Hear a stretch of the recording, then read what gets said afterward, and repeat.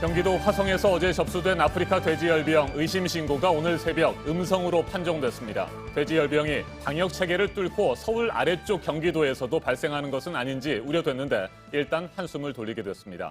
이에 따라 어제까지 사흘 동안 추가 발병은 없었습니다. 네, 하지만 아직 안심할 단계는 아닙니다. 국내에서 처음 발병을 한 게 지난달 17일이었고요. 바이러스 잠복 기간이 최대 19일이라서 확산으로 갈지 아니면 잦아들지 이번 주 고비가 될 것으로 보이는데요. 지금 힘을 키우면서 올라오고 있는 태풍도 문제입니다. 강한 비바람이 지나가면 곧바로 다시 소독을 시작한다는 계획입니다. 이현 기자입니다. 어제 경기도 화성시의 한 양돈 농가에서 아프리카 돼지열병 의심 신고가 접수됐습니다. 경기 남부 지역에서 의심 신고가 들어온 건 처음이라 당국이 긴급 방역에 나섰는데 정밀 검사 결과 음성으로 판정됐습니다. 지난 주말부터 어제까지 사흘 동안 추가 발병은 없었습니다. 마지막으로 확진 판정이 난 곳은 지난달 27일 인천 강화군입니다. 강화군에선 어제까지 돼지 2만 4천여 마리가 살처분됐습니다. 돼지 열병이 섬 전체로 퍼지는 조짐에 지역 내 돼지 3만 9천여 마리를 모두 폐사시키기로 한 겁니다. 여기도 맞고 저쪽에도 맞고 다 막았어. 태풍이 오기 전 살처분을 마무리하는 게 목표인데 현장 사정은 녹록지 않습니다. 마을 수가 많잖아요. 살처분 할 수 있는 인력들이 많으면 동시에 들어가면 빨리 진행이 되겠죠. 다른 지역도 긴장하긴 마찬가지입니다. 소독약과 생석회가 비바람에 씻겨 내려가거나 매몰지에서 침출수가 흘러나올 수 있기 때문입니다. 발생지역 시군에서는 매몰지 비닐 덮기, 배수로 정비 등 매몰지 관리에 철저를 기해 주시기 바랍니다. 당국은 태풍이 지나가면 곧바로 다시 소독을 시작할 예정입니다. 돼지열병 바이러스의 잠복기는 최대 19일. 이번 주까진 긴장을 늦추기 어렵다는 게 방역 당국의 설명입니다. JTBC 이현입니다.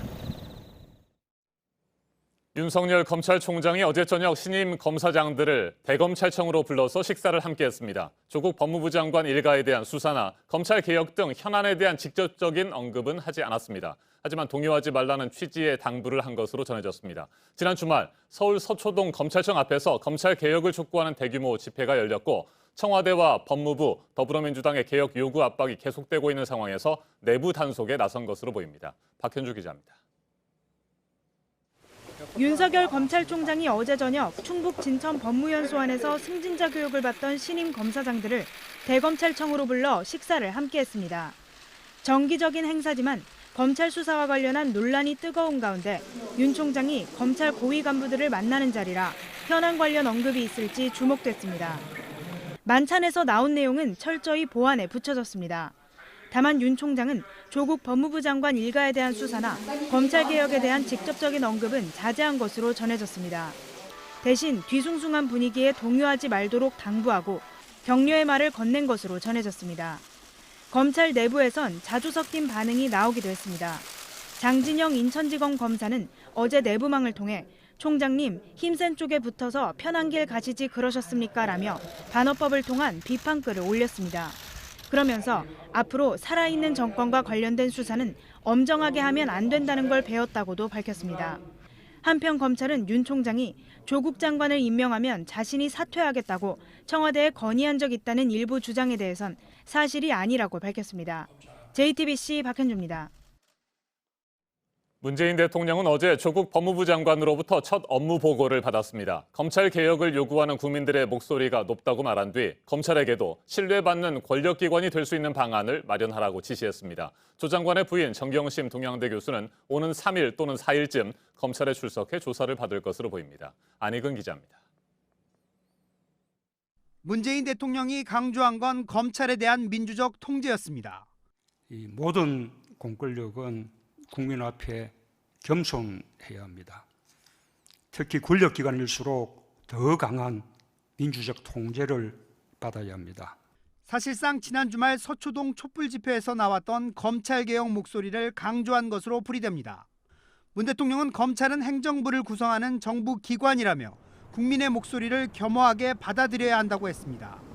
특히 현 정부 들어 검찰의 수사권 독립은 크게 개선된 반면 수사 관행 등은 개선이 부족하다는 지적도 내놨습니다.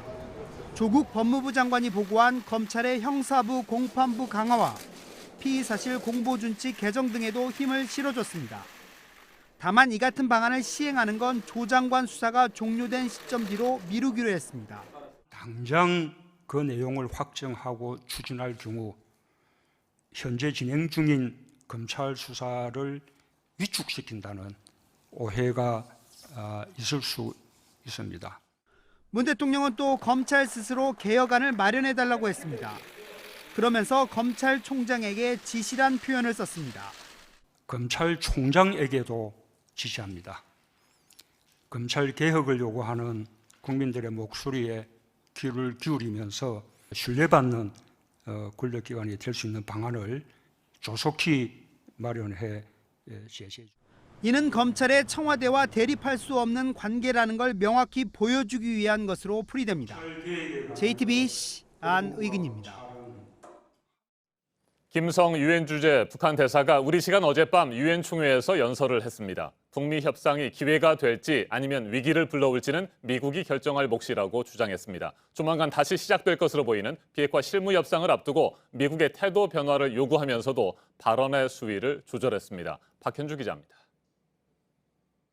유엔 총회 연단에 선 김성 대사는 미국을 향해 새 계산법을 갖고 오라고 말했습니다. 우리는 미국이 우리와 공유할 수 있는 계산법을 찾기 위한 충분한 시간을 가졌으리라고 보고 미국 측과 마주 앉아 우리가 논의한 문제들을 포괄적으로 토의할 용의를 표시하였습니다. 그러면서 미국은 지난해 싱가포르 북미 정상회담의 공동성명을 철저히 이행해야 한다고 촉구했습니다. 향후 북미 협상 국면은 전적으로 미국에 달렸다며 공을 넘기기도 했습니다. 저미 협상이 기회의 창으로 되는가 아니면 위기를 재촉하는 계기로 되는가 하는 것은 미국이 결정하게 됩니다. 트럼프 대통령에 대한 직접적인 비난은 지난해에 이어 올해도 없었고 비핵화도 언급하지 않았습니다. 다만 우리나라를 향해선 비판 강도를 높였습니다.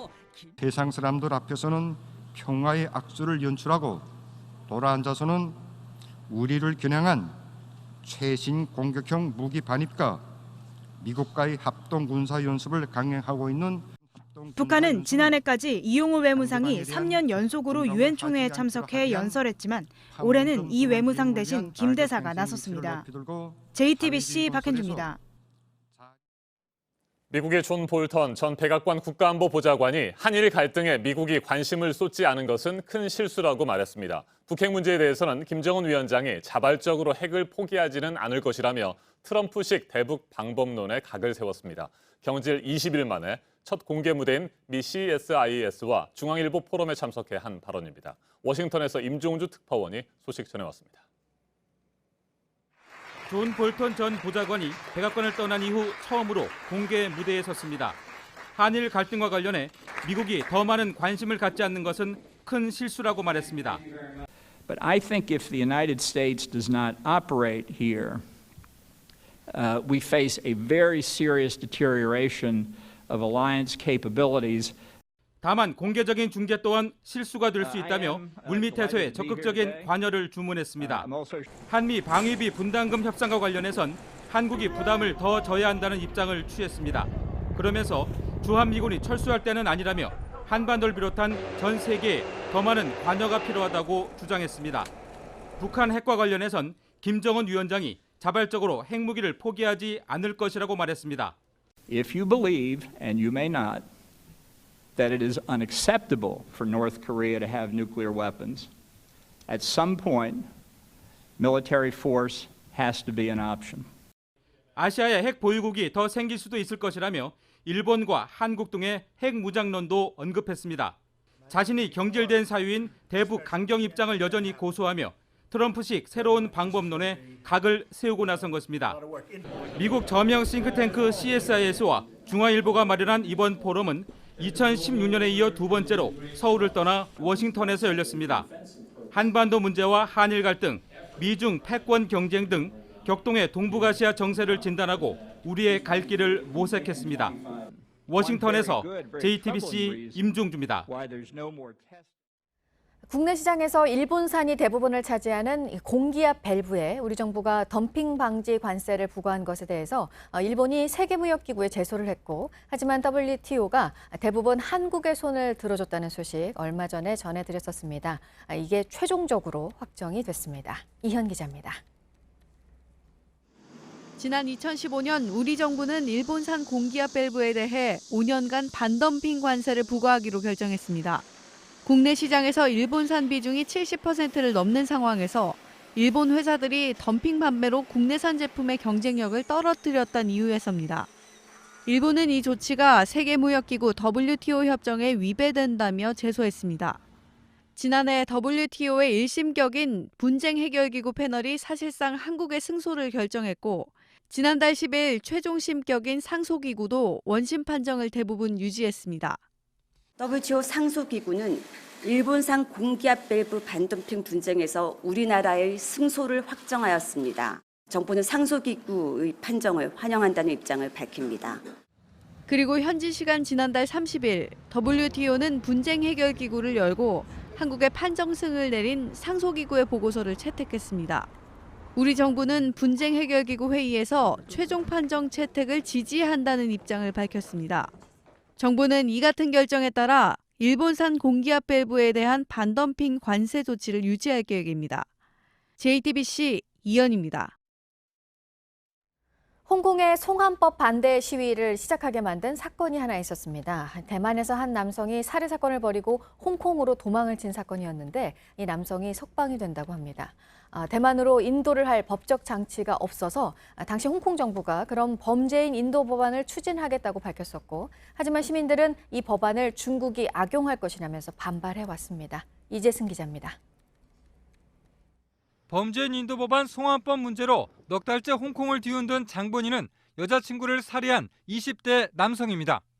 홍콩인 찬퉁카이는 지난해 2월 대만에서 임신한 여자친구를 살해하고 홍콩으로 도망쳤습니다. 홍콩은 속지주의를 채택하고 있어 영해에서 발생한 범죄에 대해서는 처벌하지 않습니다. 홍콩 정부는 찬퉁카이를 대만으로 인도하길 원했지만 그럴 수 없었습니다. 대만과 범죄인 인도 조약을 체결하지 않았기 때문입니다. 이에 홍콩 정부는 중국과 대만 등 범죄인 인도 조약을 체결하지 않은 국가나 지역에도 범죄인을 인도할 수 있도록 하는 법안을 추진하겠다고 밝혔습니다. 그러나 홍콩의 야당과 시민단체들은 중국 정부가 반체제 인사나 인권운동가를 중국 본토로 송환하는데 이 법을 악용할 수 있다며 강력히 반발했습니다. 지난 6월 초부터 넉 달째 이어지고 있는 송환법 반대 시위에는 연인원 수백만 명의 홍콩 시민이 동참하고 있습니다. 시위대와 경찰의 격렬한 충돌은 이제 홍콩의 일상이 됐습니다. 이 같은 상황에서 정작 송환법 반대 시위를 불러온 당사자인 찬퉁카이는 지난해부터 구속됐던 기간 등을 고려해 오는 23일 출소할 것이라고 사우스차이나 모닝포스트가 전했습니다. 찬퉁카이에게 적용된 것은 여자친구의 돈을 훔쳤다는 절도와 돈 세탁 방지법 위반 혐의뿐이고 살인 혐의는 적용되지 않았습니다. 한편 송환법 반대 시위를 주도해온 민간 인권 전선은 오늘도 홍콩 도심을 행진하는 대규모 시위를 벌일 계획입니다. 홍콩 당국은 이를 불허했으나 인권 전선은 강행키로 해 또다시 대규모 충돌이 일어날 가능성이 큽니다. JTBC 이재승입니다. 미국 LA 지하철역에서 한 노숙인이 오페라를 부르는 영상이 관심을 모으며 퍼지고 있습니다. 음악가를 꿈꿨지만 현실 때문에 꿈을 이루지 못하고 있는 여성이었습니다. 부소연 특파원이 전해왔습니다. 지하철역에 오페라 아리아가 울려 퍼집니다.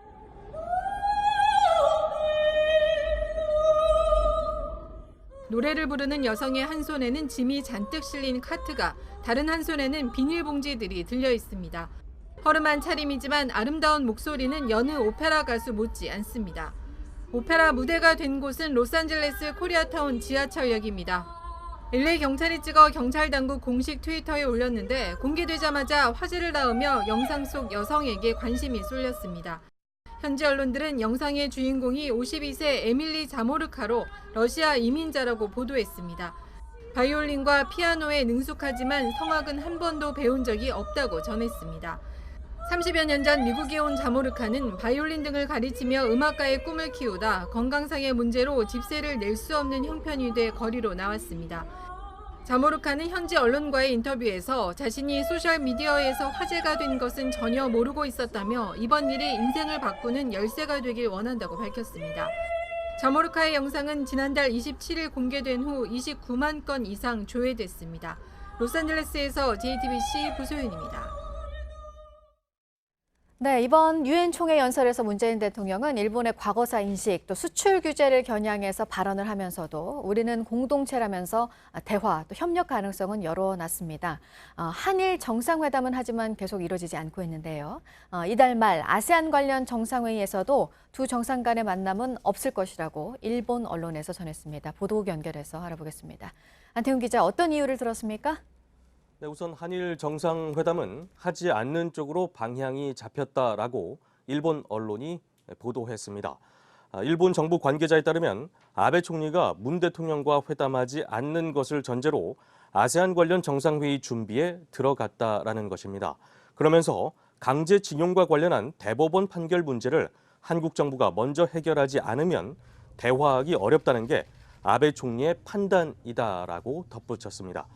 반면 문재인 정부는 사법부의 판단을 존중해야 한다는 입장입니다. 이에 한일 양국 기업이 자발적으로 출연하는 방식으로 징용 피해자 배상 문제를 해결하자고 우리 정부는 제안했지만 아베 정부가 거절한 바 있습니다. 문 대통령과 아베 총리의 양자회담은 지난해 9월 유엔 총회가 열리던 뉴욕에서 한 게 마지막입니다. 네, 민주선거로 뽑힌 세계 최연소 지도자로 불립니다. 오스트리아 전 총리가 이번 총선으로 또 총리직에 오를 예정이라고 하죠. 역시 지금도 최연소라고요? 네, 그렇습니다. 제바스티안 쿠르츠 전 총리는 현재 오스트리아 국민당을 이끌고 있는데요. 현지 시간으로 29일 진행된 총선 투표 결과 국민당이 1위를 차지한 것으로 잠정 집계됐습니다. 국민당이 38.4%로 1위를, 2위는 3인당으로 21.5%를 얻었습니다. 이에 따라서 국민당은 총 183석 가운데 73석, 3인당은 41석을 차지할 것으로 전망되고 있습니다. 2년 전과 마찬가지로 현재 33살인 쿠르츠 전 총리는 선거로 당선된 정치 지도자 중 최연소입니다. 이 밖에 새로 들어온 소식들은 잠시 후 8시쯤에 다시 연결을 해서 전해드리도록 하겠습니다. 지금까지 아시면 지금 JTBC 안태훈입니다. 이번에는 오늘 아침 체크해봐야 할 뉴스들을 분야별로 살펴보겠습니다. 먼저 정치 분야입니다. 어제 여야 교섭단체 3당 원내대표들이 만나 국회의원 자녀 입시 전수조사 방안을 논의했지만 조사 시기에 이견을 보여 합의에 실패했습니다. 자유한국당과 바른미래당은 조국 법무부 장관 의혹에 대한 국정조사가 마무리된 뒤에 하자는 입장이고 더불어민주당은 조국 장관 이슈와 분리할 것을 주장해 의견이 엇갈렸습니다. 내년 도쿄올림픽 경기장에 우길기를 반입하지 못하도록 촉구하는 결의안이 어제 국회에서 통과됐습니다. 국제사회 우길기가 가지는 제국주의적 의미를 적극 알리고 국제 경기에 우길기가 사용되지 못하도록 촉구하는 내용이 담겨 있습니다. 재석 의원 199명 가운데 찬성 196명, 기권 3명으로 통과됐습니다. 문희상 국회의장이 패스트트랙 고소고발 사건과 관련해 최근 검찰로부터 서면 조사를 받았습니다. 문 의장은 진술서에서 바른미래당 김관영 원내대표가 제출한 국회 사법개혁특별위원회 위원 사보임 신청을 승인한 것은 국회법에 따른 정당한 절차였다는 취지로 진술한 것으로 알려졌습니다. 한국에 대한 수출 규제를 일본이 시작한 게 지난 7월 초였고 석 달이 지난 상황인데요. 수출 허가를 일본이 승인한 게 딱 5건이었습니다. 우리가 일본을 WTO에 제소한 것을 의식해서 띄엄띄엄 허가를 내주고 있다는 분석도 나옵니다. 민간 택지 분양가 상한제가 이달부터 적용될 예정인 가운데 이번 달에 분양되는 아파트는 지난해 10월과 비교해서 3만 세대가 늘어난 5만여 세대로 조사가 됐습니다. 구체적으로 언제부터 시행될지에 따라서 분양 물량이 바뀔 수도 있을 것으로 보입니다. 한 달 넘게 전면 또는 부분 파업을 이어온 한국 GM 노조가 파업을 일주일 동안 중단하기로 했습니다. 카잼 한국 GM 사장이 노조 측의 요구를 미국 GM에 건의했다며 협의할 시간을 달라고 요구한 데 따른 조치입니다. 계속해서 사회 분야 뉴스입니다. 또래 학생을 집단으로 폭행한 중학생 4명이 불구속 입건됐습니다. 피해 학생이 우유를 치우는 과정에서 자신들에게 우유가 튀었다는 이유로 때리고 담뱃불로 지지는 등 가혹 행위를 한 혐의입니다. 폭행을 주도한 한 명에 대해 경찰이 구속영장을 신청했지만 법원은 증거인멸과 도주 우려가 없다며 기각했습니다.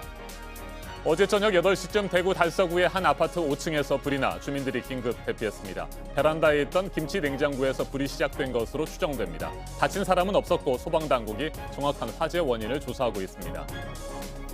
서울 홍대 부근에서 일본인 여성을 폭행한 혐의를 받고 있는 30대 남성이 결국 구속됐습니다. 불구속 상태로 경찰의 수사를 받은 뒤 검찰에 송치됐는데 폭력 전과가 많고 누범 기간 중 범행을 저질렀다는 이유로 검찰이 구속영장을 청구했습니다.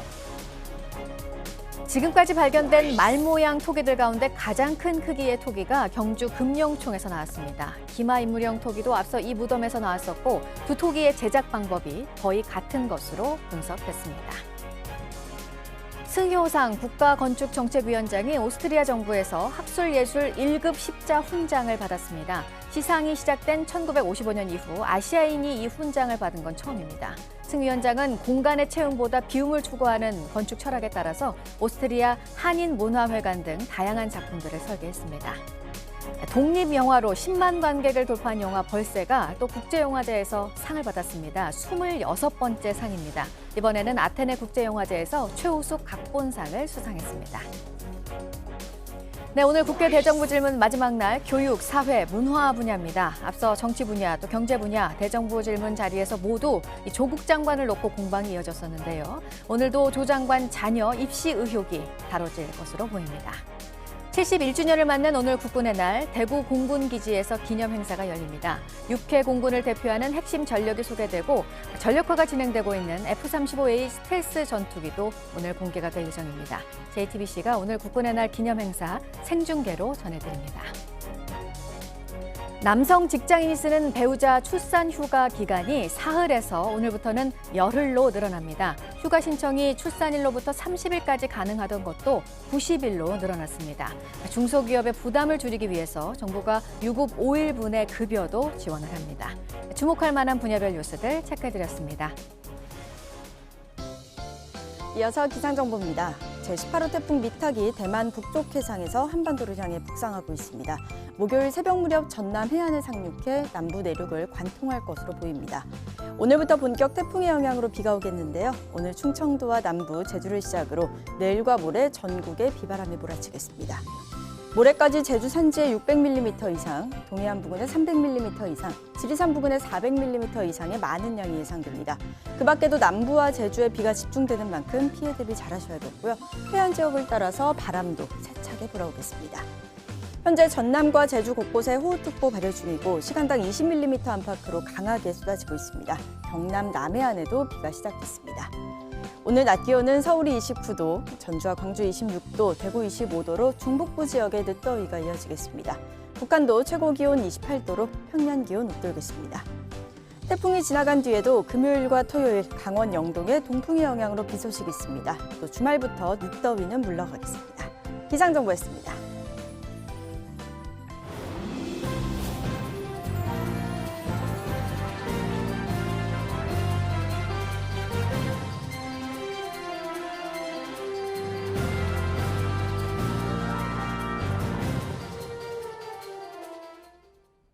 등교하던 초등학생이 학교 안에서 의식불명이 됐습니다.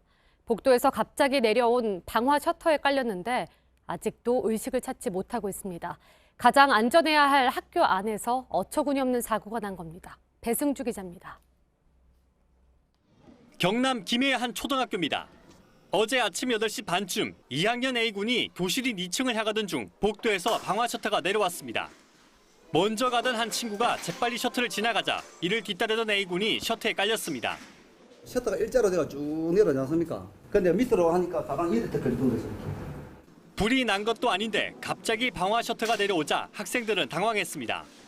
등교 시간에 방화 셔터가 작동됐지만 아이들을 통제하거나 이를 알리는 안내 방송은 없었습니다. 그냥 천천히 내려가서 놀랐어요. 뒤늦게 달려온 교사들이 A군을 빼냈습니다. 셔터를 들어 올리면서 사용한 밀대가 셔터의 무게를 짐작하게 합니다. 140kg의 어떤 물체가 자유 낙하할 때의 그 무게니까. 구조대는 사고 직후 A군을 병원으로 옮겼습니다.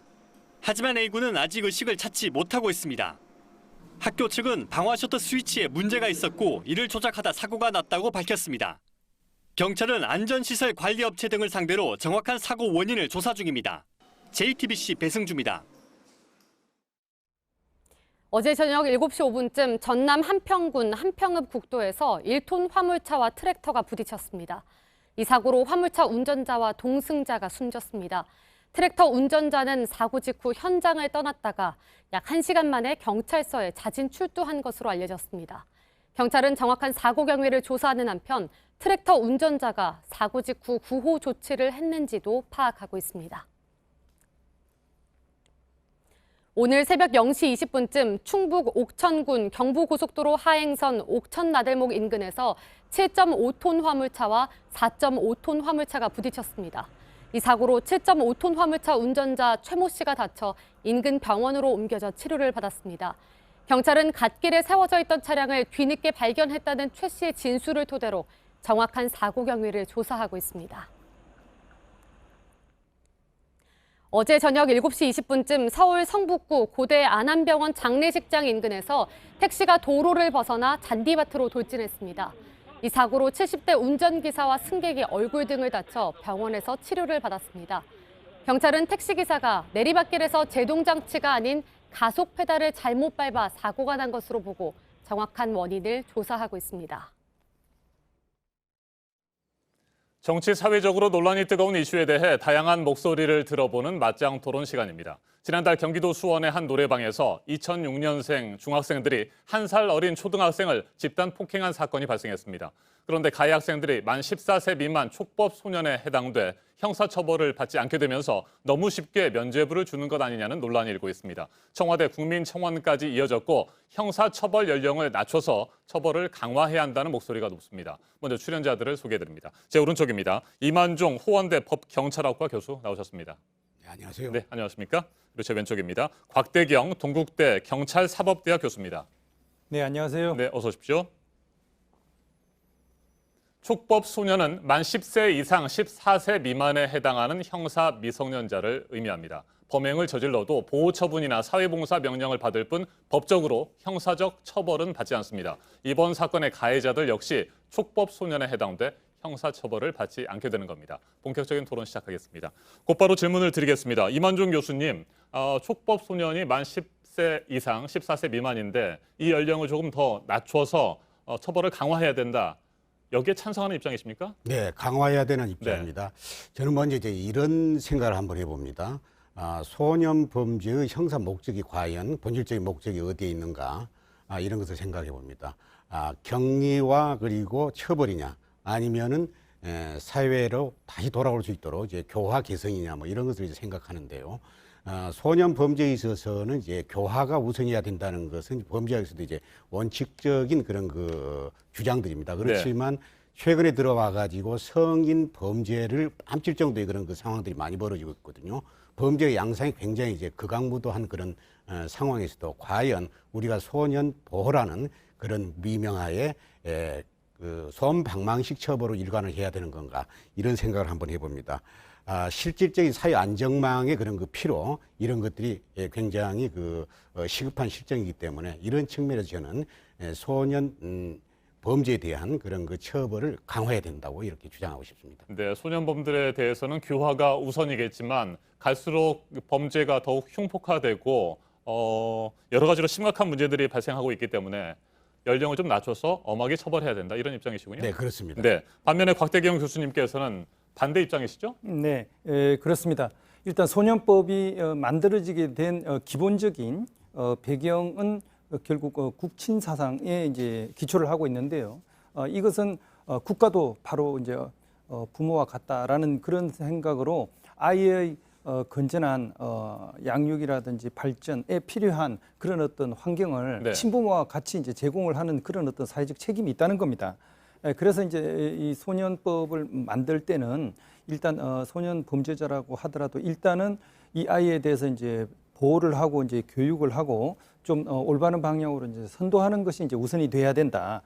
그런데 단지 뭐 여러 가지 범죄가 발생한다 그래가지고 이 아이들에 대해서 엄하게 이제 처벌하는 엄벌주의를 내세우고 한다면은 그만큼 우리 이제 국가나 이제 사회가 해야 될 이 아이의 그 올바른 성장을 위한 환경 개선이라든지 여러 가지 교정 교화를 위한 그런 어떤 노력 그런 것 대신에 그냥 손쉽게 그냥 무조건 혼내고 이제 엄하게 처벌을 하면 된다라고 하는 거는 좀 무책임한 그런 어떤 생각이 아닌가 그렇게 보고 있습니다. 네, 무조건 처벌을 강화하는 것이 능사가 아니고 효과적으로 교화할 수 있는 방법을 찾아야 된다 이런 얘기입니다. 그런데 앞서 이 교수님께서도 말씀을 하셨습니다만 갈수록 범죄가 더욱 심각해지고 있는 상황이잖아요. 네. 이 부분에 대해서는 어떻게 생각하세요?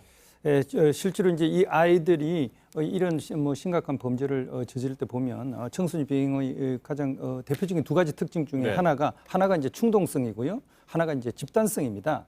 그래서 이제 아이들 같은 경우는 이제 우발적인 그런 어떤 충동에 의해서 욱하는 성질의 뭐 범죄를 저지르는 그런 경우도 있고, 그리고 이제 자기 혼자보다는 다른 친구들과 어울려 다니면서 평소보다 더 이제 과격하고 난폭한 그런 어떤 행동을 하는 그런 경우들이 있거든요. 네. 그래서 이제 그런 걸 본다면은 이 아이들이 그런 어떤 범죄 유혹으로부터 이제 좀 빠져나올 수 있고 그런 걸 갖다 적절하게 이제 방어할 수 있는 그런 어떤 범죄 예방 교육 뭐 이런 것들이 평소에 되어야 되고 좀 제대로 된 그 인성 교육을 하고 그리고 이 아이들이 이제 친구를 제대로 이제 분별을 해서 이제 사귈 수 있는 그런 어떤 교육에 대한 노력 뭐 이런 것들이 이제 보다 이제 우선이 돼야 된다. 그래서 적어도 우리가 어른으로서 아이에게 제공할 수 있는 여러 가지 뭐 선도나 교육을 위한 그런 어떤 환경 조성하고 그런 어떤 다양한 프로그램들을 제공하고 하는 이런 것들이 우선되고, 만약에 이런 것들도 이제 다 아무런 소용이 없다라고 하는 이제 그런 판단이면 거의 마지막으로 최종적으로 이제 판단하는 것이 그냥 단순한 엄벌주의 처벌만 강화하는 그런 게 그래도 이제 마지막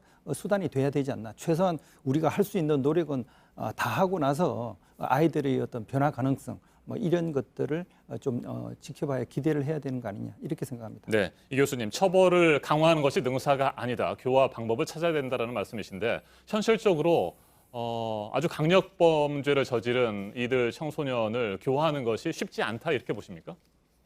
소년 범죄를 어떻게 처벌해야 네. 되는가 하는 그런 문제는 굉장히 어려운 문제예요. 쉽지 않은 그런 문제죠. 그래서 소년 범죄가 발생함에 따라서 이제 계속 이제 논쟁이 있는 이유도 이제 이런 것인데요. 우리 정부가 또 우리 국가에서 내놓는 그 소년 범죄에 대한 대책이 현실을 굉장히 무시하고 안이하게 이렇게 이제 접근하는 그런 경향이 있어요. 지금까지 소년에 대해서는 우리가 인격체로서 아직 권리 능력이 조금 미흡하다는 그런 측면, 네. 그리고 신체적으로 또 정신적으로 이제 미성숙하다는 그런 이유 때문에 관용주의적인 그런 원칙이 지배적이었는데요. 이제 그 시대가 굉장히 많이 변했거든요. 성인 범죄를 능가하는 그런 형태들이 많이 발생하고 있습니다.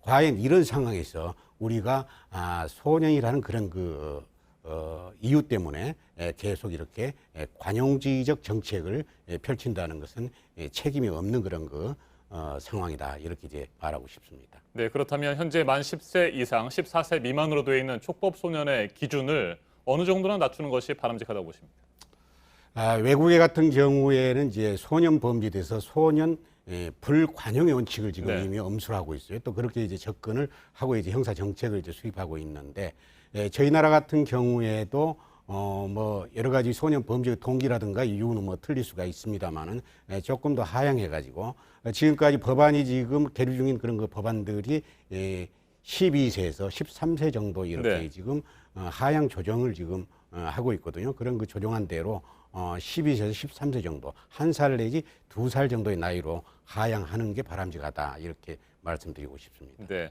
만 13세 정도로 한 1년 정도 더 낮추는 방안이 검토가 됐었는데 1년 1살 정도가 아니라 2살 정도 낮추는 것도 필요하다 이런 입장이시군요. 그렇습니다. 네, 곽 교수님, 네. 실제로 이렇게 낮추게 되면 범죄 발생률이 줄어들 것으로 기대해도 됩니까? 아니면 뭐 그렇지 않다고 보십니까?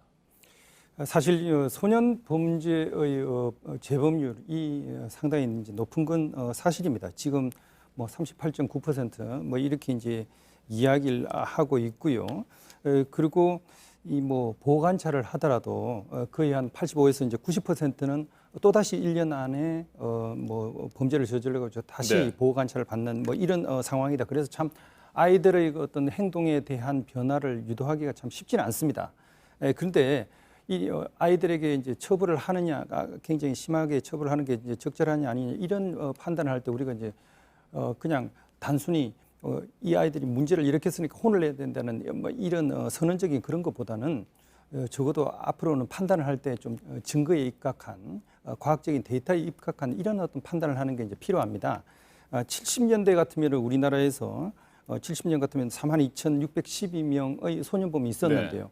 이것이 이제 2000년에 굉장히 높아져 가지고 이제 14만 3,643명 이런 정도 수준까지 갔다가 지금 현재 2015년에는 7만 1,035명입니다. 그만큼 2000년에 비하면 거의 반 정도 이제 숫자가 이제 줄었는데요. 소년범은 그거는 보면 이제 물론 이런 어떤 아이들의 선도를 위한 뭐 교육적인 노력도 있었지만 또 청소년 10대 인구가 이제 죽은 것도 이제 영향을 줬거든요. 그래서 이 아이들이 저지르는 범죄를 보면 사실 문제가 되는 것은 굉장히 뭐 심각한 강력 범죄 뭐 이런 거지만 대부분은 재산범이 56%, 네. 폭력범이 뭐 31% 이 정도입니다. 그래서 이제 강력범은 사실 이제 4%, 5% 이 정도거든요. 이런 사건 중에 굉장히 언론의 주목을 받고 이제 국민들이 관심을 쏟는 그런 어떤 뭐 심각한 폭력 사건이 벌어지면 여론이 굉장히 들끓으면서 네. 강하게 처벌해야 된다. 그런데 이제 이게 시간이 좀만 지나고 나면 다 또 잊어버리고 아무런 대책을 세우지 않는 이런 식이 반복이 된단 말이에요. 그런데 이제 그러면 아무런 아이들이 변화를 줄 수가 없는데 최소한 이 아이들이 이야기할 때 왜 자꾸 이제 재범을 하느냐 물어보면 뭐 크게 이제 두 가지를 이야기합니다. 다시 나쁜 비행 친구들이 있는 환경으로 다시 돌아가니까 이 아이들을 또 어울릴 수밖에 없다라는 거 하나 하고요. 그리고 이제 뭐 처벌을 받고 나서 돌아가더라도 자기들이 어떤 살아가는 의미를 찾을 수 있는 그런 제대로 된 일을 하면서 취업을 한다든지 아니면 학교에서 공부를 하면서 자기의 미래를 대비하는 이런 어떤 정상적인 방법이 없기 때문에 다시 범죄 유혹에 빠질 수밖에 없다라는 그런 이야기를 많이 하거든요. 그러면 우리가 그 아이들의 그러한 요구를 맞춰주고 각각의 상황에 맞는 개별적인 맞춤형의 그런 어떤 교정교화 대책들을 세워가지고 이 아이들이 변화할 수 있는 그런 어떤 계기들을 마련해주고 자극을 줘야 되는데 그런 것들을 포기하고 그냥 처벌만 하면 뭐 혼이 나서 정신을 차리겠지라고 생각하는 건 굉장히 무책임하고 안이한 그런 어떤 예측이 아닌가 그렇게 생각합니다. 네, 그럼에도 불구하고 살인을 비롯한 강력 범죄를 저지른 촉법 소년들에 대해서는 보다 강력한 처벌이 필요하다 이런 주장들이 설득력을 얻고 있는 상황 아닙니까? 네, 그렇습니다. 그래서 이제 단순한 나이만을 가지고 이제 기준하는 게 아니라 그 아이가 이제 저지른 행동 뭐 이런 것들을 보고 이제 판단을 해야 되는 게 아니냐. 그래서 그런 거에 대한 개정의 가능성 그런 것들은 분명히 서로 이제 공론화시켜서 이제 토의를 하고 적절한 그런 어떤 대책을 마련한 그런 것들이 이제 필요하다고는 생각을 합니다. 근데 이제 그거 우리가 해야 될 그런 어떤 노력들을 우선시하지 않고 단지 연령을 낮춘다고 하면 그 결과는 뭐냐면은 지금 아이들이 보호처분을 받는 아이들이 형사처분을 받는다는 이야기거든요. 근데 이제 이 실상을 들어가 보면 우리나라에서 청소년에 대한 형사처분을 할 수 있는 곳은 한 군데뿐입니다. 김천에 있는 소년교도소에 가는 거예요. 그런데 여기서 2013년만 하더라도 한 260여 명 정도가 수용되어 있었습니다. 근데 이제 그 숫자가 2019년 현재 120여 명으로 거의 반 이상이 줄었어요. 그 이유가 그동안 이제 아이들에 대해서 사회 보호 처분들을 많이 하고 그리고 10대 인구가 이제 준 이런 어떤 경향이 있는데 이걸 갖다 다시 이제 거꾸로 이제 되돌리는 것은 사회적인 어떤 변화나 이제 흐름에 오히려 역행하는 거 아닌가 그런 생각을 하는 겁니다. 네, 이 교수님, 촉법 소년의 연령 기준을 낮춰서 강하게 처벌을 하게 되면 범죄 발생률이라든지 재범률도 확실히 줄어들까요? 이제 형사 정책에서 이제 중형주의 형사 정책이라는 게 있어요. 소년 범죄에 대해서 강하게 처벌하자는 그런 게 형사 정책인데요. 일본에서도 이제 고베 사건이라고 있었는데 고베 연쇄 살인 사건 이후에 엄벌주의라는 그 형사 정책을 수립했어요. 일본에서도 이제 엄벌주의 형사 정책이 과연 효과가 있었느냐 또는 효과가 없었느냐에 대해서는 그 많은 논란이 있습니다. 물론 아까도 그 말씀드린 것처럼 소년 범죄에 있어서는 교정과 교화가 이렇게 우선이 돼야 되기 때문에 이제 그런 주장을 하는데요. 사실은 이제 소년법의 취지는 이제 두 가지입니다. 소년법의 첫 번째 취지가 뭐냐면은 건전한 소년에 대한 그 보호 육성이거든요. 그리고 이제 두 번째는 이제 교정 교화의 가능성을 얘기하는데 두 번째 이제 교정 교화의 가능성을 우리가 지나치게 이렇게 의지하고 기대하고 있다는 것이죠. 지금 범죄의 양상들이 굉장히 지금 과거와는 다르게 포악해지고 또 극악무도한 그런 그 형태로 이렇게 이제 유형들이 지금 변해가고 있거든요. 급속하게 변하는 이런 그 범죄의 양상에 따라 가지고 우리 형사 정책들이 따라가야 되는데 그것을 이제 따라가지 이제 못하고 있다는 것입니다. 그래서 과연 이제 강화시키는 것이 효과적인 건가 또는 그 교정 교화가 더 효과적인 건가는 뭐 여러 가지 뭐 의견이 있습니다만은 이제 형벌에 있어서 위하력이라는 게 있습니다. 그래서 이제 법률이라는 것은 위하력이라든가 재범 가능성을 이제 차단하는 그런 그 장치이거든요. 그런데 최근에 들어와 가지고 이게 너무 지나치게 이렇게 솜방망이 처벌식으로 했기 때문에 이제 문제가 된다는 것입니다. 네, 촉법 소년, 형사 미성년자 이 기준 자체가 1953년에 만들어진 법에 기반을 둔 거잖아요. 네네. 세월이 많이 흘렀고 일부라도 조정이 좀 필요하다는 내용인데 교수님께서는 그렇다면 그냥 이대로 만 10세 이상에서 14세 미만으로 유지하고 뭐 특별히 더 바꿀 건 없다 이렇게 보시는 겁니까? 지금 현재 이제 유엔에서도 적어도 이제 12세 이상만 이제 형사처분을 받도록 하고 현재 이제 그 기준 자체가 우리나라처럼 14세인 이런 나라는 가능하면 그 기준을 갖다가 현재처럼 유지를 하라 이런 걸 이제 유엔에서는 이제 권유를 하고 있습니다. 뭐 이런 것들 유엔의 그 아동 협약 이런 어떤 뭐 기준에 따른 거고요. 그래서 우리나라가 사실 이제 14세를 정한 것이 이제 1953년인데 우리도 이제 어디서 이제 그러한 연령 기준을 갖다 따라왔냐 하면은 대륙법계입니다. 네. 우리나라의 형법이나 형사소송법이 독일이라든지 뭐 프랑스 같은 대륙법계를 따르고 그것이 이제 우리가 이제 일본을 거쳐가지고 우리나라에 이제 개수가 됐습니다. 그래서 현재 이제 독일이나 이제 일본 같은 경우도 이제 형사 미성년자 연령을 14세로 현재 이제 하고 있는데요. 사실 이제 독일에서도 이제 형법 학회에서 지금 뭐 30-40년 된 주제 중에 하나가 이 연령을 처벌할 수 있는 연령을 내리자 말자라는 그 논란으로 지금 30-40년 동안 논의가 됐음에도 불구하고 현재 대세는 현재의 기준을 갖다 유지하자는 게 우선입니다. 왜냐하면 원래 소년법을 만들 때 이 소년들은 성인과 다르고 이 아이들이 범죄를 저지르는 그런 환경을 개선하는 게 필요하고 그리고 이 아이들은 어른들보다는 자기의 행동을 변화시킬 가능성이 그래도 높다. 그래서 그런 어떤 사회적 노력을 다하고 이 아이들이 적어도 교육이라든지 아니면 자기가 사회의 구성으로서 살아갈 수 있는 직업을 가지게 하는 그런 어떤 훈련이라든지 이런 것들을 우선시하는 게 이제 필요하다. 그래가지고 독일이나 일본도 아직은 14세 기준을 갖다 유지하고 있기 때문에 우리도 좀 더 이제 거기에 대한 다양한 노력들을 하는 게 이제 필요하다.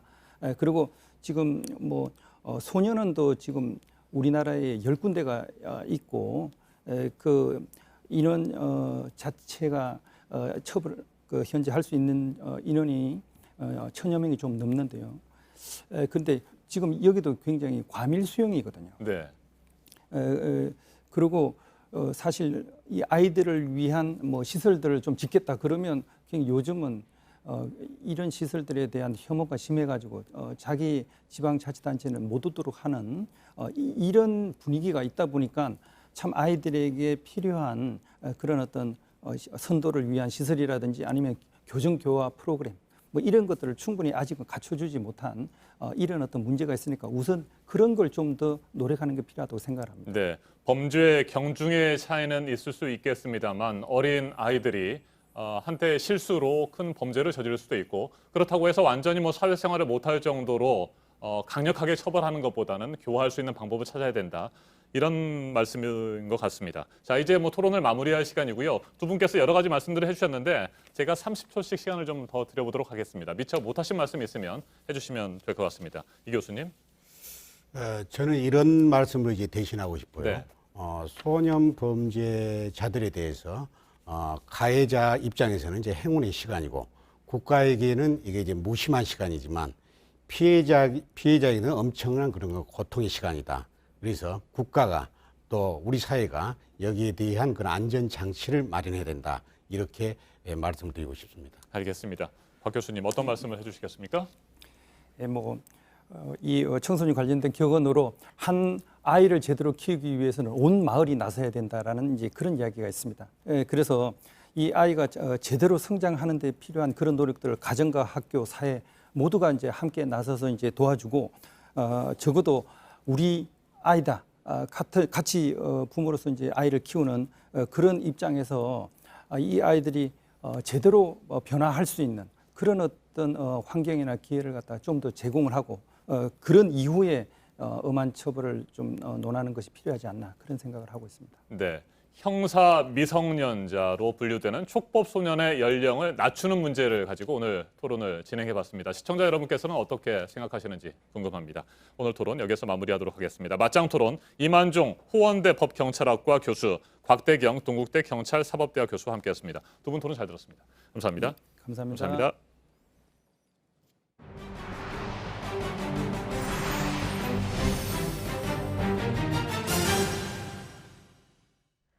일본 아베 총리는 거짓말을 하고 있다는 해외 원자력 전문가의 말이 나왔습니다. 후쿠시마가 방사능 안전지대라는 말에 대해서입니다. 도쿄보다 방사능 노출이 최대 60배까지 높은 이곳에서 운동선수들과 관광객들이 피폭될 것이라고 경고했습니다. 김나한 기자입니다.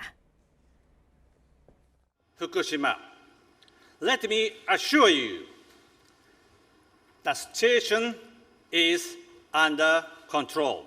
도쿄올림픽을 유치할 때만 해도 2011년 원전 사고가 난 후쿠시마를 철저히 관리하겠다고 말했던 아베 총리. 요즘은 그곳이 안전하다고 강조합니다.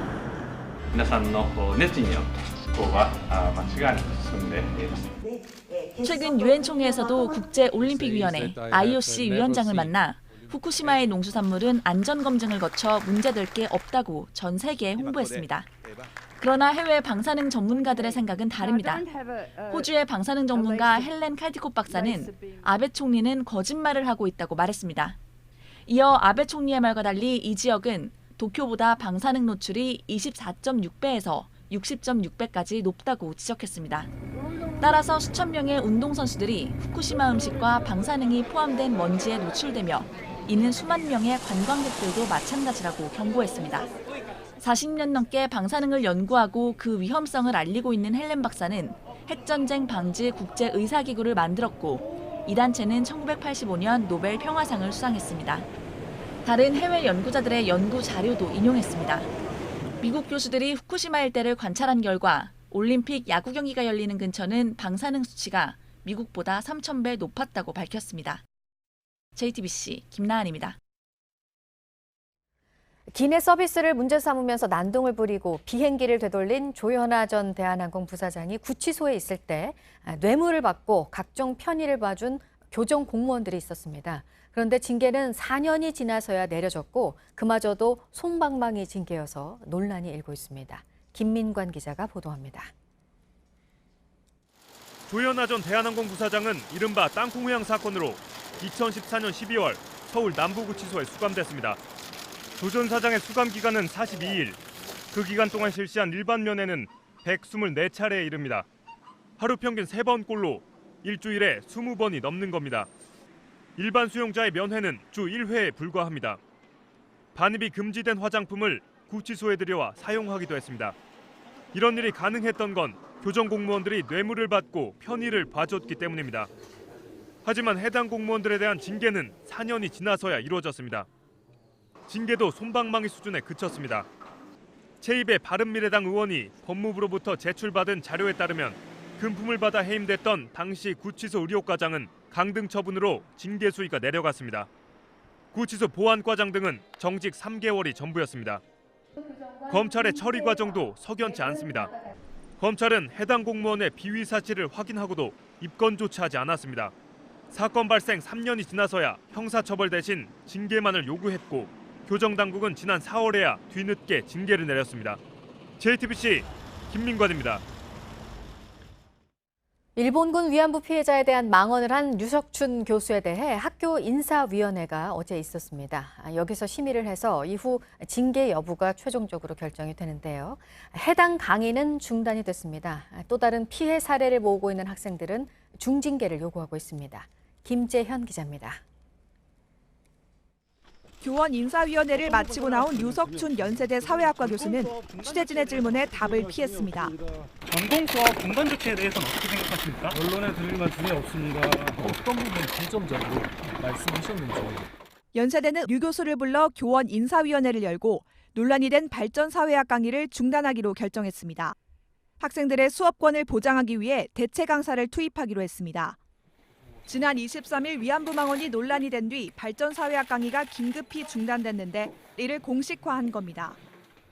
통상 윤리위원회에서 비위를 조사한 뒤 인사위원회에서 심의하고 징계위원회에서 징계 여부를 최종 결정합니다. 연세대 윤리위원회는 수업을 듣던 학생에게 궁금하면 한번 해보라고 했다는 성희롱 발언을 조사하고 있습니다. 조사가 끝나면 교원 인사위원회를 다시 한번 열고 교원 징계위원회에서 징계를 결정합니다. 류 교수가 명예훼손과 성희롱 등의 혐의로 경찰 조사를 받고 있어 징계 여부를 결정하려면 시간이 더 걸릴 것으로 보입니다.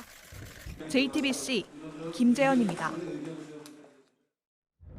오늘의 핵심 뉴스들을 정리해드리는 아침엔 주요 뉴스입니다. 경기도 화성에서 어제 접수된 아프리카 돼지열병 의심 신고가 음성으로 판정됐습니다. 돼지열병이 서울 아래쪽 경기도에서도 발생하는 것은 아닌지 우려됐는데 일단 한숨을 돌리게 됐습니다. 하지만 제18호 태풍 미탁이 한반도를 향해 계속해서 북상 중이어서 방역당국은 긴장하고 있습니다. 잠복한 바이러스가 언제 드러날지 모르는 상황에서 비바람이 몰아치면 방역 작업은 최대 고비를 맞게 됩니다.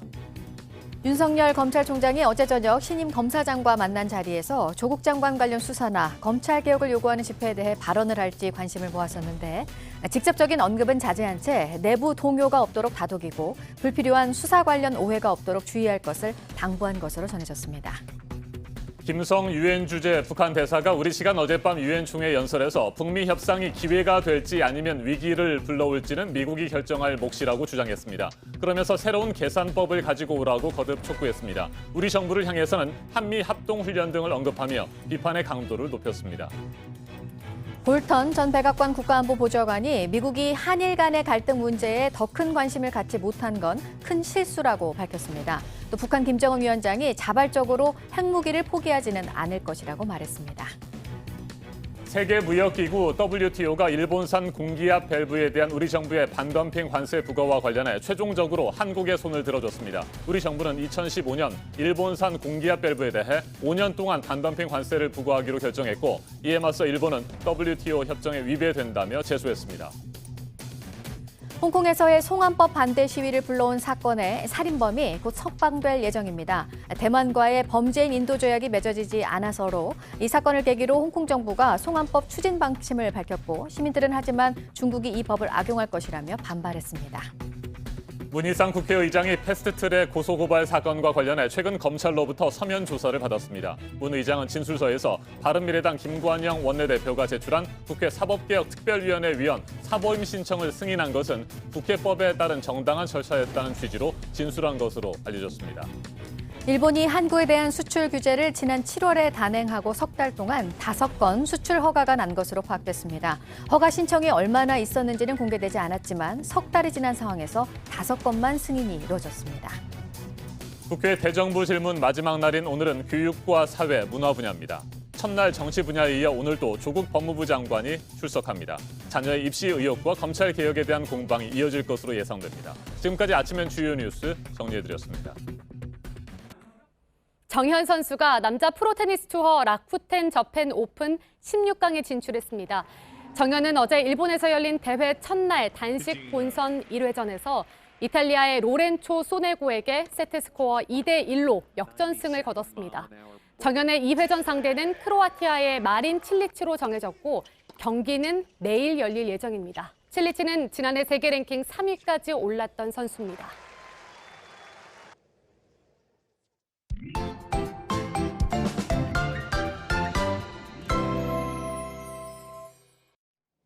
제18호 태풍 미탁이 한반도를 향해 계속해서 북상하고 있습니다. 남부지방과 제주를 중심으로 큰 피해가 우려됩니다. 자세한 기상 정보 살펴보겠습니다.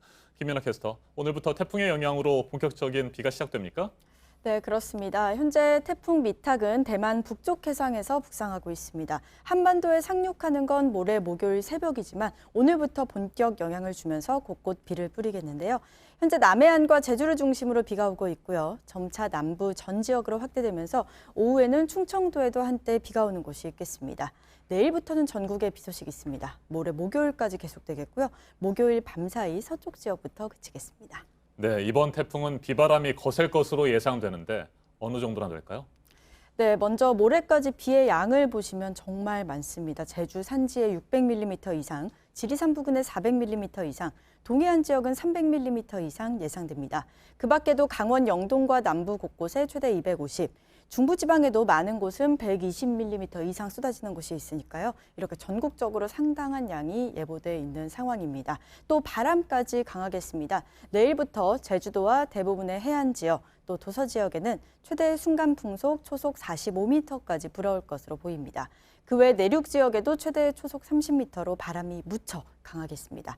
사람이 걷기 힘든 수준이고요. 각종 시설물도 날아다니거나 무너질 수 있겠습니다. 네, 비바람이 정말 거셀 것으로 예상되는군요. 대비를 철저히 해야 될 것 같습니다. 자, 비가 내리면 낮 동안에 이어지던 더위는 조금 수그러들까요? 어떻게 보십니까? 네, 오늘 남부지방에 비가 집중되는 만큼 이렇게 기온 보시면 전주와 광주가 26도, 대구가 25도로 네. 오늘 남부지방은 비교적 선선합니다. 어제보다 낮 기온이 2, 3도 낮은 기온 보이겠고요. 반면 중북부 지역은 서울이 29도, 청주가 28도, 춘천과 대전이 27도 등으로 오늘도 늦더위가 기승을 부리겠습니다. 내일부터는 중북부 지역도 기온이 조금씩 떨어지면서 이번 주말을 기점으로 전국이 선선해질 것으로 예상됩니다. 네, 어제는 낮에 꽤 더워서 에어컨을 다시 켰다는 분들도 많았습니다. 네, 오늘도 서울은 29도까지 올라가는군요. 맞습니다. 알겠습니다. 기상 정보 잘 들었습니다. 김연아 캐스터 수고했습니다.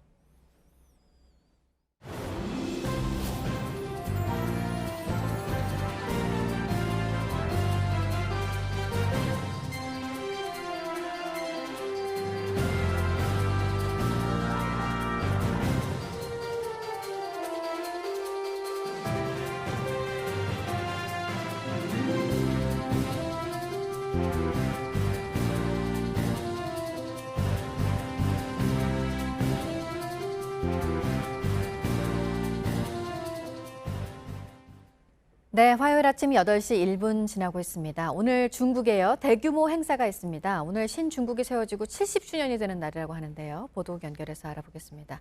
안태훈 기자, 역대 최대 규모의 열병식이 진행될 예정이라고요. 보안도 최고 수준으로 강화가 되고요. 네, 그렇습니다. 일단 현재 상황을 좀 짚어볼 필요가 있을 것 같습니다. 중국은 미국과 무역뿐 아니라 군사적인 측면에서도 신경전을 벌이고 있다. 이렇게 볼 수가 있는 상황입니다. 또 홍콩 시위는 이미 국제적인 이슈가 된 상황이기도 합니다. 이런 가운데 베이징 도심에서 역대 최대 규모의 열병식을 연다라는 것은 중화민족의 부흥을 대내외에 과시하겠다라는 의도로 볼 수 있을 것 같습니다.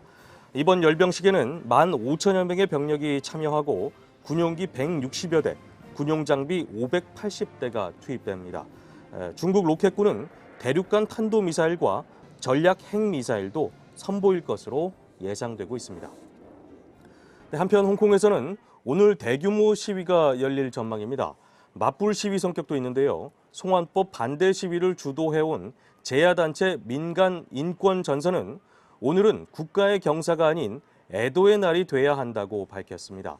1989년 천안문 민주화 시위 유혈 진압에 따른 희생자 등 국가에 의해서 탄압받은 이들을 애도해야 한다라는 뜻입니다. 홍콩 경찰은 폭력 시위가 우려된다면서 오늘 시위를 허가하지 않은 상태라서 충돌 또한 예상되고 있습니다. 네, 전 세계 금융시장을 흔들어 놨었습니다. 사우디에서 석유 시설이 공격을 당한 일이요. 원상 복구가 이제 됐다는 발표가 나왔네요. 네, 사우디의 국영 석유 회사 아람코가 발표한 내용입니다.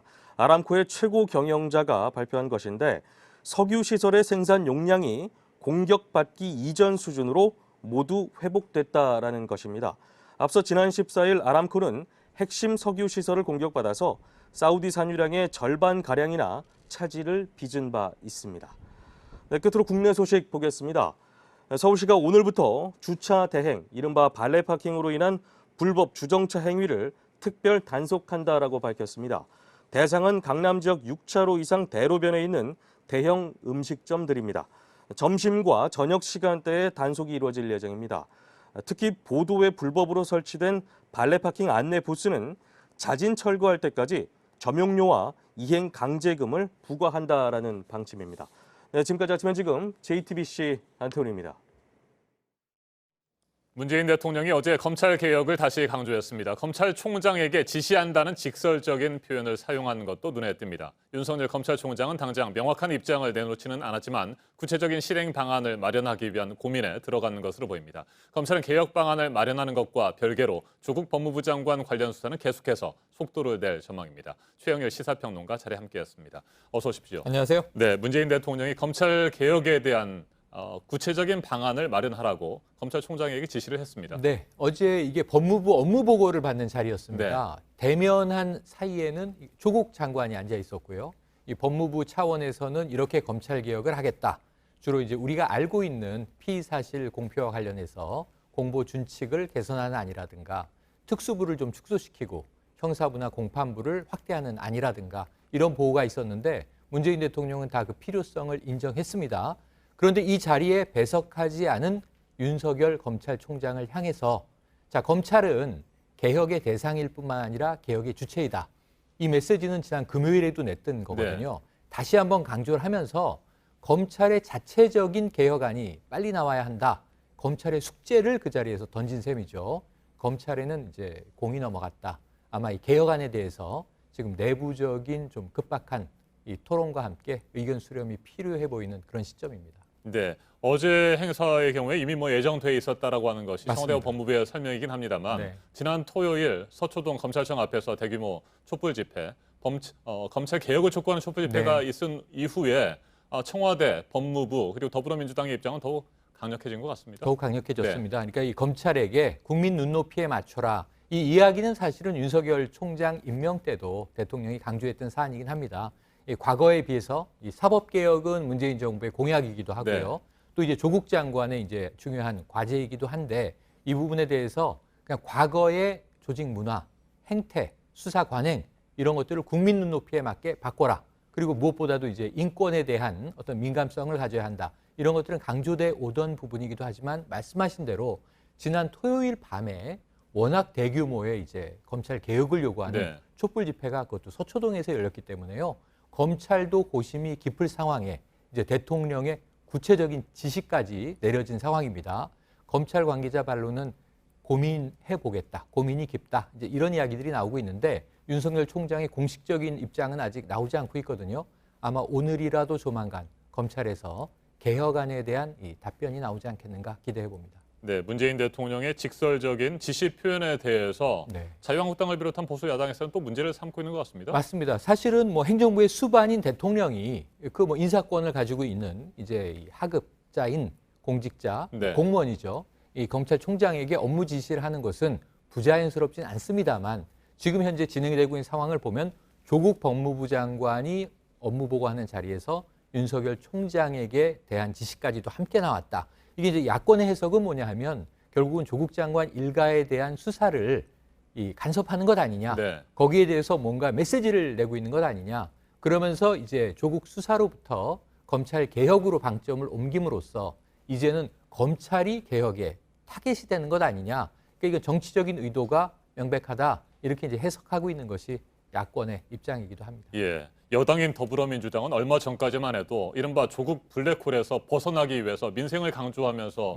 여러 가지 노력을 기울이지 않았습니까? 네. 그런데 지난 주말 촛불 집회를 계기로 더 압박하고 야당과 충돌하고 있는 것 같습니다. 네, 그러니까 이 민심이 조국 장관 임명에 대한 반대 여론이 다소 높았고요. 또 이제 그 이후에도 적격 여부라든가 이제 수사 상황에 대해서 이 민심이 조국 장관에게 곱지가 않죠. 이런 상황에서 이제 민주당은 말씀하신 대로 이제 이 정기 국회를 통해서 민생으로 좀 이 포인트를 전환해보자라고 하는 전략을 계속 구사했는데 이게 잘 먹히지 않았습니다. 그런데 지난 토요일에 이 촛불 집회와 함께 탄력을 좀 받게 된 겁니다. 네. 그러니까 이제 국민적인 눈높이에서는 검찰도 문제다. 뭐 조국 장관에 대한 수사는 계속 이루어지고 있지만 과잉 수사를 하고 있는 이 검찰도 정치적인 행보를 하고 있는 것 아니냐라고 하는 좀 국민적인 바람을 등에 업고 좀 대대적인 이제 이 대검찰 공세에 나서고 있는 것이 현실이고요. 지금 뭐 대정부 질문에서도 다 여전히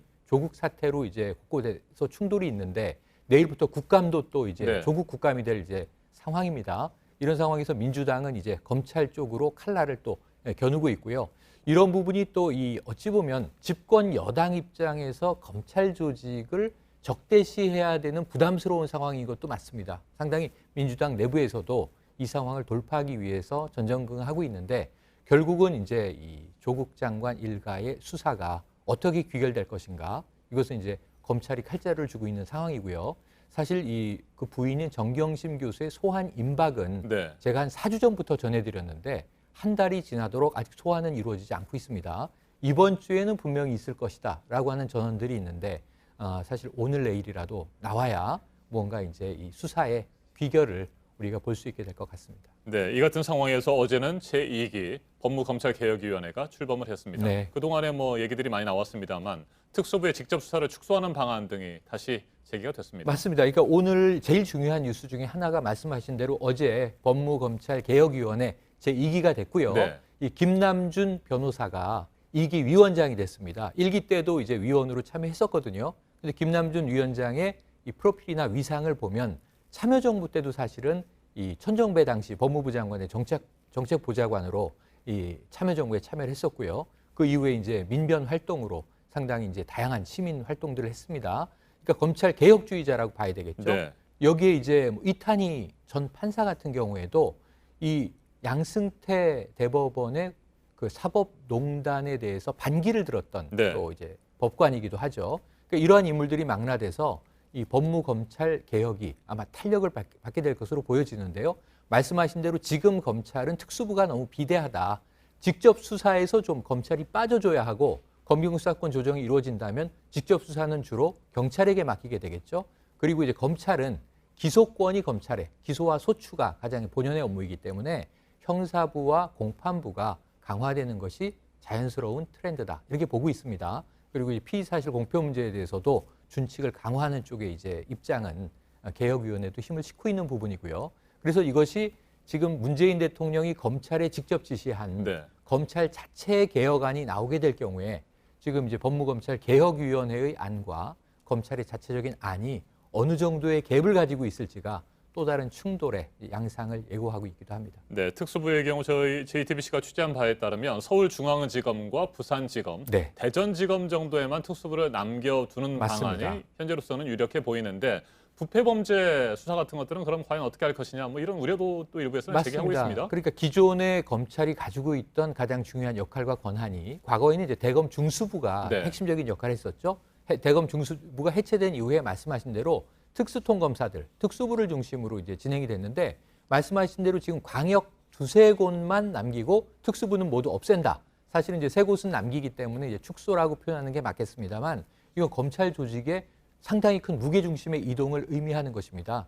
그렇다면 이제 이번 정부의 개혁 보관은 뭐냐 하면 직접 수사를 경찰에게 이관한다라는 것 아니겠습니까? 그런데 지금 이 패스트 트랙에서 지금 여야가 충돌하고 있는 만큼 검경 수사권 조정이라든가 공수처의 신설은 입법 과정에 달려있기 때문에 국회가 풀어줘야 되는 문제고요. 그래서 법무부 차원에서 해결하기 쉽지 않습니다. 그래서 특수부를 지금 축소해놓고 말씀하신 대로 부정부패라든가 주로 금융이라든가 특히 이제 재벌개혁에 대한 수사들은 어떻게 할 것인가의 문제는 숙제로 남는 것이 사실입니다. 네, 끝으로 한 가지만 더 살펴보겠습니다. 오늘이 국회 대정부 질문 마지막 날입니다. 교육, 사회, 문화 분야입니다. 오늘도 조국 장관이 출석할 것으로 알려져 있는데 또 한번 충돌을 하겠습니다. 그러니까 지금 1라운드 인사청문회를 거쳤고요. 대정부 질문은 시작부터 이 자택 압수수색 당시에 이 수사 검사와 통화했던 내용으로 네. 이제 불꽃이 튀었지 않습니까? 어제 또 이 문제로 이주영 부의장이 사회권을 가지고 이 여당과 또 충돌했습니다. 어제 30분 동안 뭐 고성이 오갔고요.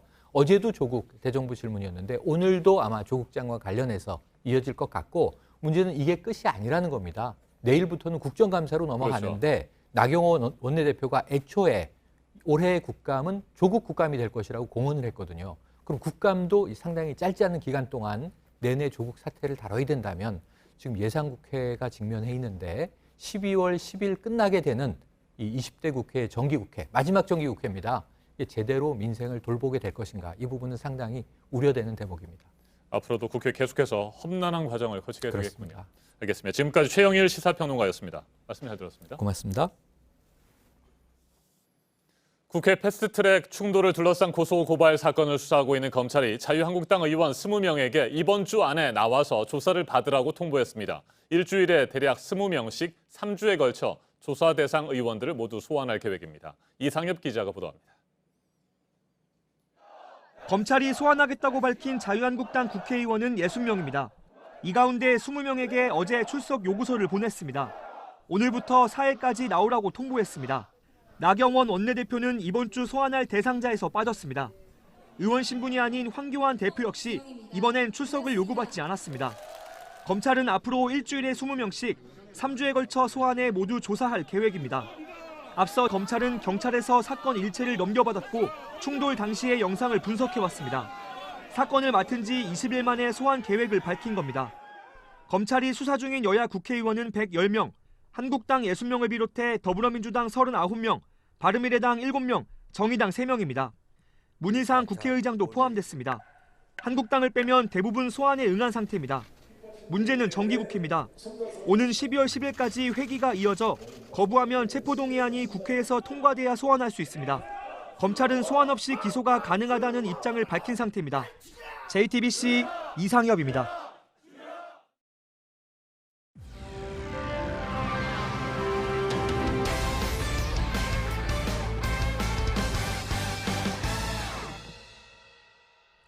네, 저렴한 이자의 대출로 갈아탈 수 있는 안심전환대출 신청이 마감이 됐고요. 예상대로 흥행은 했는데 여러 가지 보완이 필요하다는 지적이 나오고 있습니다. 정철진 경제평론가와 이 문제 짚어보도록 하겠습니다.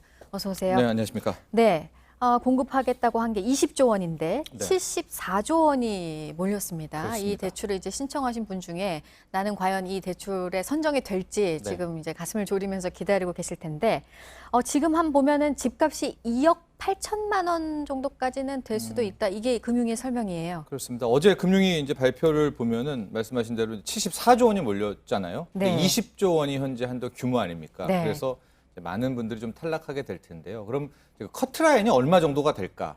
일단 안정권은 2억 1천만 원입니다. 그러니까 주택 시세 기준입니다. 네, 그런데 안정권이. 이 안정권이 2억 1천만 원이긴 한데 이번은 지난 2015년 1차 때와 달리 기준이 좀 까다롭거든요. 가령 소득 기준도 있었고요. 주택 가격 기준, 또 주택 1주택자냐 다주택자냐 기준이 있기 때문에 1차 때도 한 15%가 나중에 탈락이 됐어요. 자격 미비로. 근데 이번에는 그거보다도 자격 미비가 훨씬 커질 것 같다. 많게는 40%도 떨어질 수가 있다. 그걸 반영한다면 따져보면 자격이 안 되는데 예, 하신 나중에 이제 분들. 서류 지금부터 11월까지 검사를 하거든요.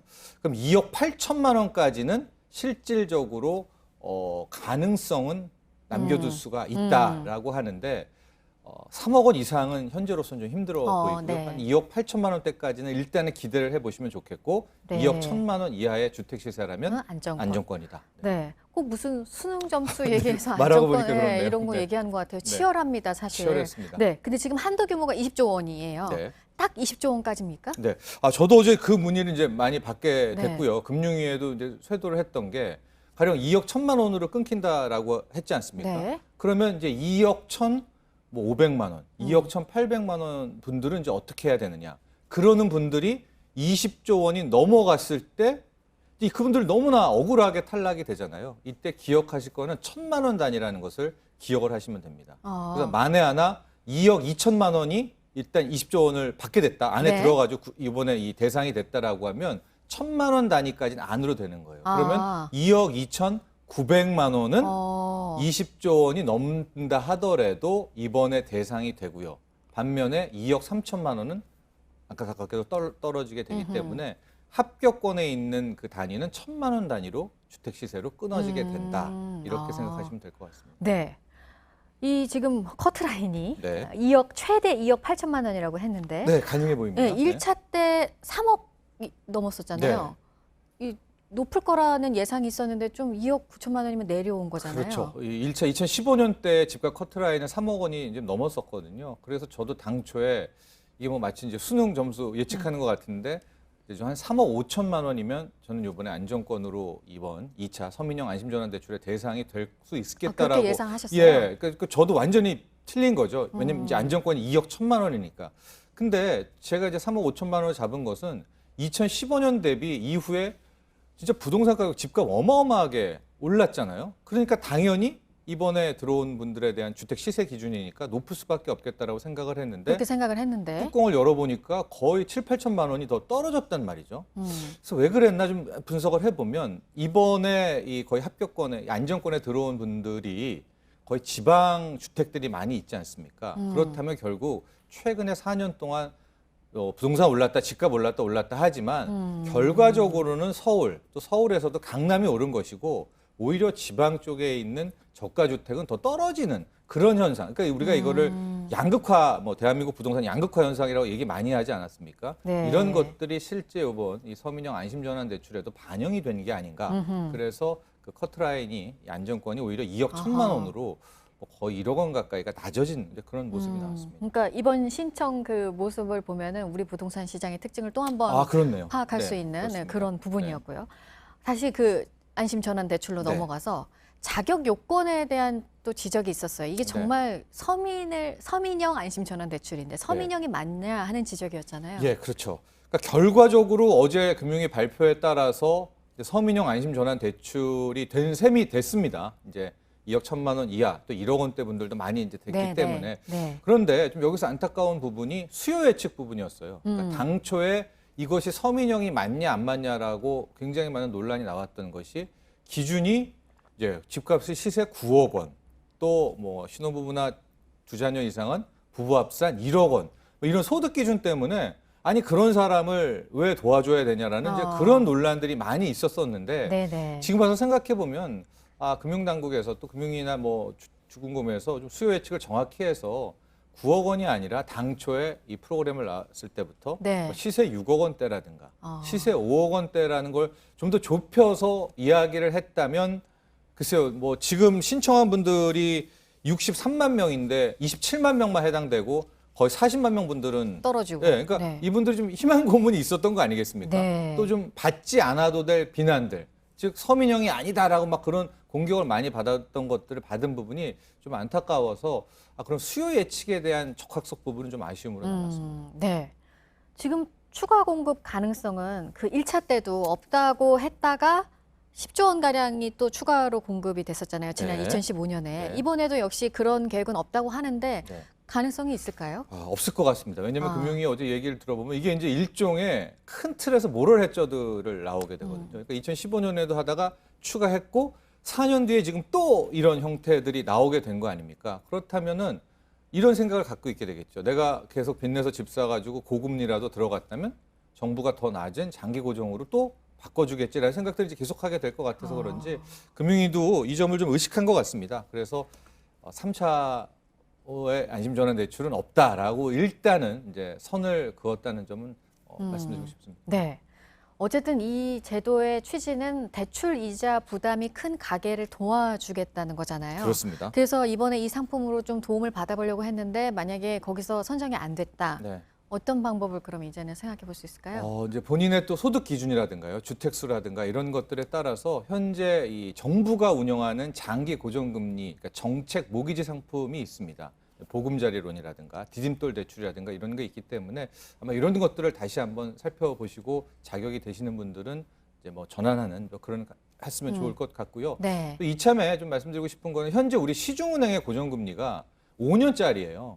그러니까 5년을 끝나면 그 다음부터는 이제 다시 뭐 고정이니 혼합이니 다시 따져야 되는 그런 형태거든요. 근데 지금 보면 장기 고정금리에 대한 소비자들의 욕구가 굉장히 높지 않습니까? 그래서 이참에 우리 1금융권에서도 적어도 10년짜리, 만기 10년짜리의 고정금리 상품은 이제는 좀 출시해야 되지 않을까, 또 이런 바람도 한번 가지고 있습니다. 정부의 뭐 이른바 특판 상품이에요. 네. 이런 대출 상품. 네. 지금 뭐 얘기를 들어보면 약간 부정적인 입장이시기도 한 네. 것 같고 어떻게 앞으로 보완이 돼야 된다고 보십니까? 일단 아마 이런 특판, 일종의 특판은 없을 것 같고요. 이제 금융위 네. 모습을 보면 저는 이젠 정책 모기지는 보금자리 디딤돌로 일단 가게 되고요. 기존에 있는 시중 은행의 이제 상품들에 대해서도 좀 다각도로 개발이 돼서 방금 전에 말씀드린 것처럼 10년 이상의 장기 고정이 나온다라든가, 또 하나가 이런 게 있었어요. 이번에 수요를 좀 보면은 그 대환에 대한 저금리에 대해서 교체하고 싶다라는 많은 수요가 있었는데 네. 상당수 소비자들이 못 바꾸게 되는 것이 이번에는 가능했지만 기존 은행권에서는 지금 바꿀 때 LTV라고 집값 대비 대출 네. 나온 것이 많이 축소가 됐습니다. 그래서 울며 겨자 먹기로 못 바꾸고 있는 분들이 계시거든요. 이게 무슨 말이냐? 과거에 한 7억이면은 뭐 진짜 5억도 대출이 나왔던 때가 있었는데 지금은 뭐 대폭 줄어들었기 때문에 5억을 빚이 있는 분이 이제 저금리예요. 그래서 시중은행에 가서 대환을 하려고 하더라도 그 규모 때문에 못하는 부분이 있어서 이 LTV 부분에 대한 대환 대출은 네. 바꾸는 부분은 당국도 한번 이번에 수요를 파악했으니까 열기를 네. 한번 고려해 보면 좋을 것 같습니다. 알겠습니다. 여기까지 듣도록 하겠습니다. 정철진 경제평론가였습니다. 잘 들었습니다. 네, 운전대를 잡지 않아도 알아서 운전을 하는 자동차도 그렇고요. 상상이 현실이 되고 있죠. 하늘을 나는 차도 그렇습니다. 국내 기업도 개발에 뛰어들었습니다. 박영우 기자입니다. 하늘을 나는 플라잉카입니다. 독일 벤츠가 지분을 가지고 있는 볼로콥터사가 개발했습니다. 시험 비행에도 성공했습니다. 미국과 유럽, 중국 업체들은 일찌감치 하늘을 나는 차 개발에 나섰습니다. 운전자를 태우고 시험 비행을 하는 곳도 많습니다. 우리나라에서도 처음으로 현대차 그룹이 하늘을 나는 차 개발에 나섭니다. 전담할 조직을 만들고 미국 항공우주국 나사 출신 전문가도 영입했습니다. 이번 도심 항공 모빌리티 사업부 신설을 통해 혁신적인 스마트 모빌리티 솔루션을 제공하는 기업이 되고자 합니다. 현대차의 수소전지 기술을 활용하면 더 오랫동안 비행할 수 있는 자동차를 만들 수 있을 거라는 기대도 나옵니다. 하늘을 나는 차와 관련된 시장 규모는 앞으로 크게 늘어날 것으로 보입니다. 미국 투자은행 모건 스탠리는 이 분야가 2040년까지 1조 5천억 달러, 우리 돈 1,800조 원까지 성장할 것으로 봤습니다. JTBC 박영우입니다.